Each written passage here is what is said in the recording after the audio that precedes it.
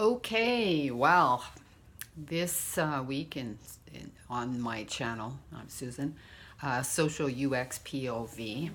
Let's look at the ground, social UX, and a couple of different blogs that came up this week onto my field of vision and into my consideration. Two in particular, which are conflicting views as to the future of UX. So I'm going to examine each one of those, take out quotes and sections on each, and give a little bit of feedback, and then present my own POV at the end. So the first one is called Houston, UX is a dead stick. So playing on the, what is it, Houston, we have a problem.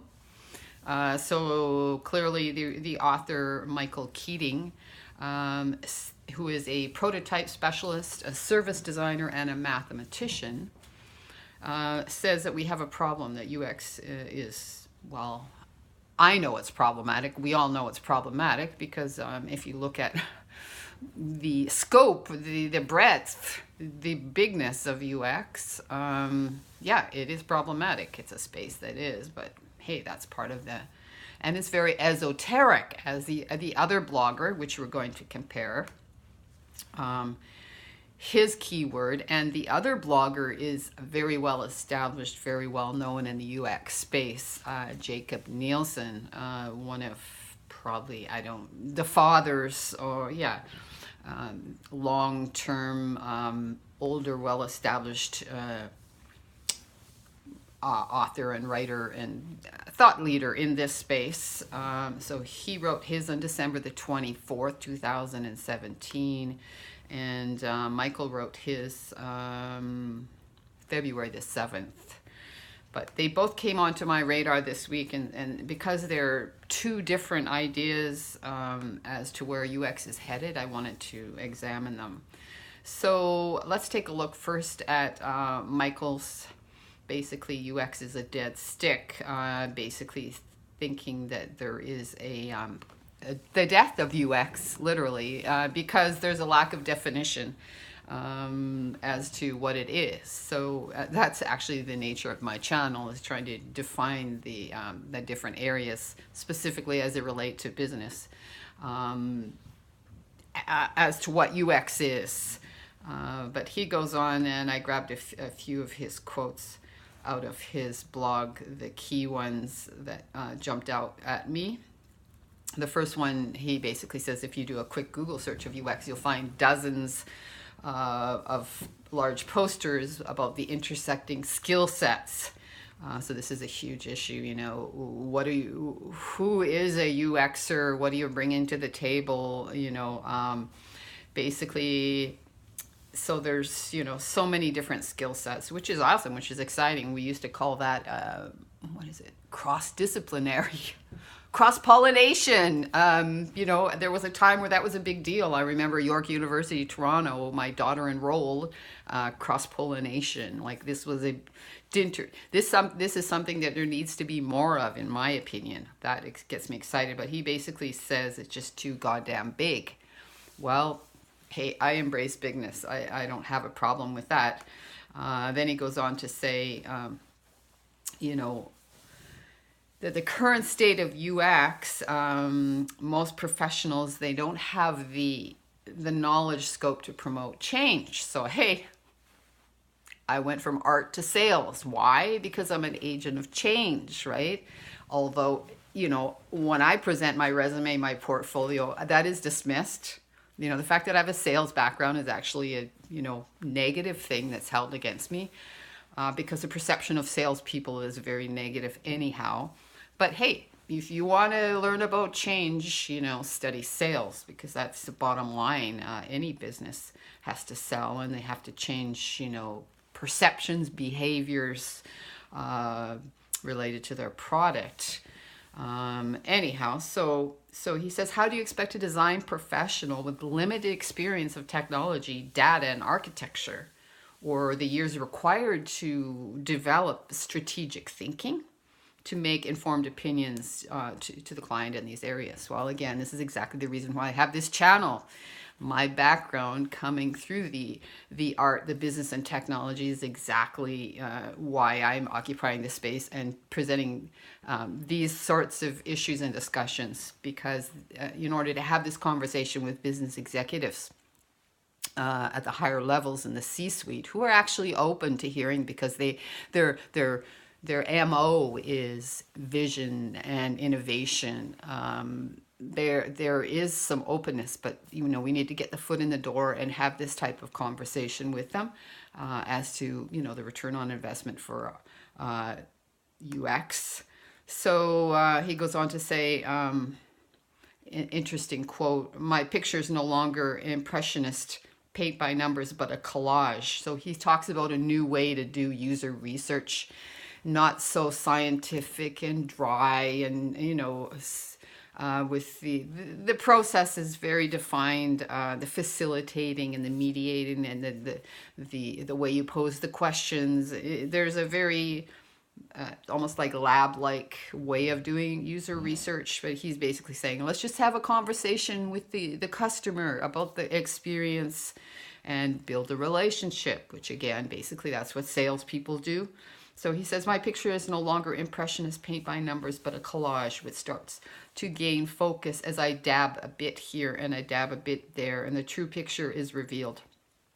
So I'm not worried about missing bits, because service design, which is one of his areas of expertise, tackles research from multiple layers and directions, leading to information overlap and not information lack. So again, having an arts background, it's interesting that he should use that metaphor and analogy of an artist, an impressionist in particular, and collage was actually one of my favorite things. I love layering information. If you look at my artwork, that's what I tend to do, but that is not the visual design standard. Clean images in a white space, no layering of information, no collaging of information. That is something that does not work in or is not perceived to work in the web design space. So needless to say, my designs are not highly admired in any way, shape, or form, but I like that about what he has to say. The end of the day, he's not very optimistic about UX. But if we look at another blog here by Jakob Nielsen, he has the 100-year view of user experience, which actually I heard a discussion on this particular topic on UX podcast, the podcast out of Sweden, which was excellent. And he basically, I've grabbed a few of the quotes from his. He basically says, let's take a long view and take a look at UX. Consider 100 years of a user experience from the early days of 1950s all the way up to, let's say, 2050, he says. And he says, this long view is positive beyond belief. I tend to agree, because I like to take long strategic views. Nothing happens. Change happens very slowly. It is typically 100 years to change any ways of thinking, ways of acting, behavior. I mean, these things take time. So, we have to take a long-term view on UX, which are really 100 years in the history of the world is nothing. If you look at the history of art, I mean, this is nothing. So he's basically predicting that there'll be 100 million UX professionals in the world by 2050. And that corresponds to 1% of the world's population. It's interesting to note where that 1% currently exists. My company one of my companies that I have right now is called Enriched by Code, because I do believe that we've been enriched by code. In many, many ways, our lives are enriched by code. But the truth is, very few people realize that although we all use technology and most of the things that we use are encoded, a very small percentage of the world actually knows how to code. And actually that number is 1%, ironically. So what he's predicting is that that 1% now, which is coders, which, if you're in the UX space, coders greatly outnumber UX. I sometimes say they're a dime a dozen compared to UXers. But that's going to shift. So if you can imagine, everyone now who does coding and all the coding schools and boot camps and this and that will all be replaced by UXers or people in the UX space. That's exciting. He then poses the question, is it realistic to expect that the entire percent of the population, that an entire percent of the population will be occupied with something as esoteric as user experience? This is a great word. It's probably why it resonates with me. I do like the esoteric. But he says UX will not be esoteric in the future. Somehow it's going to shift and become a key driver of the world economy, which is like a staggering proposition, but one that I totally agree with. I mean, if you look at my 8 categories and you look at the business and technology and creativity, those are huge areas. They're not going away, right? The branding, the marketing, the customer experience, the usability, the information architecture structure, the data, the accessibility, and the visual design. These things are only going to continue to grow. The exploration and the effect that understanding and exploring the user experience, or what it is to be human in relation to those topics in a business space, have on the economy. I mean, it is a business at the end of the day that drives UX, the user experience. Otherwise, we'd all be just doing our personal expression, creating our own things, and then we can make businesses out of that as well.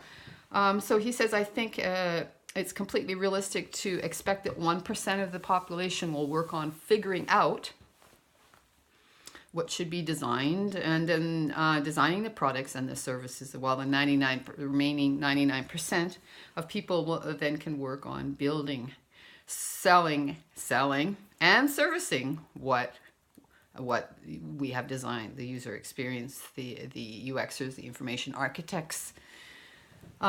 He goes on to say the main driver of the future economy will be the user experience. Well, if we look at art, go back again to my experience in art and understanding what it is to be human and the experience of being human, and the you in human is the user experience, and how the technology extends our senses, and particularly our nervous system.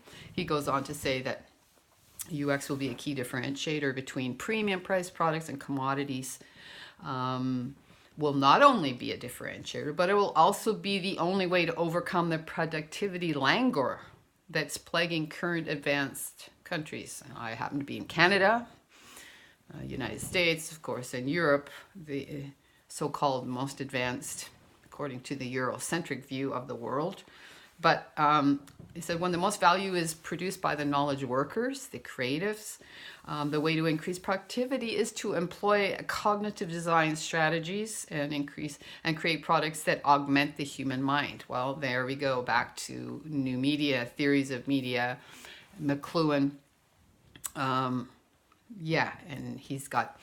for instance, he said, what is current creates currency. UX, it will create currency. It is current, it is top of mind, it is very problematic. There's a lot of discussion, there's a lot of like, this guy, UX is dead, versus the UX is going to actually be a value driver in the future economy. Two different radically extreme views on what UX is. So technologies that negate human skills are the prescription for low productivity in the knowledge economy. And he wraps up, he says, we know that UX generates strong return on investment. Yeah, I would definitely argue that the only way now that you're going to be able to guarantee your client return on investment when it comes to doing their website projects or even offline projects is to do the user research, whether it's, whatever form that happens to be, whatever process it is, but to find out about your user, their pain points, the context, their behaviors, explore that all ahead of the fact before doing the all of the structure, the strategy, the scope, the skeleton, the skin, and the visual design, all those things that are built on, explore that and understand, again, the social aspect of it. That will guarantee return on investment, hands down. So he says that we know that it generates ROI and will continue to do so as long as we turn to solving now advanced economic productivity problems, and expanding the goal of UX beyond the current obsession with addicting users to their social media feeds, which, my view on the social media, yeah, that is the environment we're in, and people are obsessed with this new environment, like fish swimming around in the water. They don't understand that it is, but they love it. They love the experience of swimming in that warm Pacific water, connecting with other little schools of fish going by. Watch out for those sharks who are trying to invade your privacy. So yeah, two different opposing views. My point of view, again, comes back to the social media as the ground. And McLuhan, again, my media theory study guru, basically has in one of his books, I don't know exactly where, but he developed something called the, what is it exactly? I think it's called the tetride.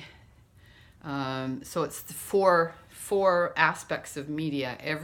Every media has these four aspects.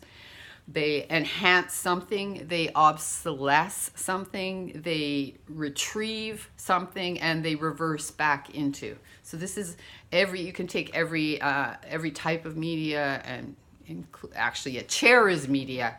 Anything that's an extension of the human is a form of media. So it doesn't just stop with electronic media, although that's currently, the space that we live in is dominated by electronic media. But when it comes to examination of social, which I should go back to the particular study or the blog by Jakob Nielsen, in which he uses a couple of graphs to illustrate the growth. The first one is just what he calls a logarithmic scale of predicting the growth between 1950 to 2050, basically going straight up with the UX growth, UX professionals. And then he revisits that data again and represents it in another way, which is, he calls it a linear graph, in which it does the hockey stick, flatlining pretty much from 1950 to 2020, and then just off the charts by 2050. So, stepping back and looking at where I was with the discussion of McLuhan, and my view is that what causes that exponential growth is fueled by the social media, the hidden ground of social. Because basically what that does is it enhances interpersonal communications, whether that's business, whether that's individual, whether it's collective, and accessibility. And accessibility is one of the factors, one of the things that falls under the UX umbrella specifically. Then it obsolesces privacy and anonymity, so returning us perhaps you could argue to more collective experience as opposed to the Eurocentric focus of the individual. Ancient cultures were much more collective, and there was actually less privacy. There are some studies done on the fact that there was not much privacy in so-called tribal communities and cultures. This idea of, so it also obsolesces isolation. So take me as an example. I mean, I live in Western Canada, which is basically arguably the foothills of the Rocky Mountains, the last place that the European colonialists touched and had influence over, could be arguably the end of the world for some. Pretty much isolated and able to use technology to reach out and communicate, have this vision of being able to connect remotely with UX teams around the world, not have to leave the comfort of my home, but not be isolated. So thank you for the internet and for technology in my case, because I've run out of people in this area who are even remotely interested. They're very hostile, which is the stage one of learning about UX. So if you're feeling hostile, hey, you're only at the beginning stage. There's like 9 other stages to go through. So yeah, it obsolesces privacy and isolation, retrieves acoustic space, word, the word, retrieves tribal culture. So now I see a lot of people say, oh, this is my, you're my tribe, seeking your tribe, addressing your tribe, your YouTube channel, the people who follow you and subscribe are your tribe. And also retrieving cameras. So, yeah. I've got my video camera. I've been waiting a long time for this. As a matter of fact, back in art school, I read another blog, or back then it was just an article in a magazine published print that said, the day where we see telecommunications, computers, and video converge, there'll be a paradigm shift. So basically, this is the camera through my mobile phone, me communicating in a digital context, and reverses into, so this is the last one, which is kind of problematic. This particular version, this analysis of this tetrad says that sender is sent. So it's kind of a hard concept, but maybe say the user is used, or we know that the user feels in many of these social media platforms, they feel like they are the product. You are the product. If it's free, you're the product. We've all heard that. So, yeah, it reverses into, so that's basically an analysis of these two different positions on UX. One, it's dead. One is like, it's definitely going to be the biggest thing we've seen, and it's only continue to grow. And then my take again, with respect to the growth factor, is the social media. So thanks for your time. Subscribe if you're interested. Bye.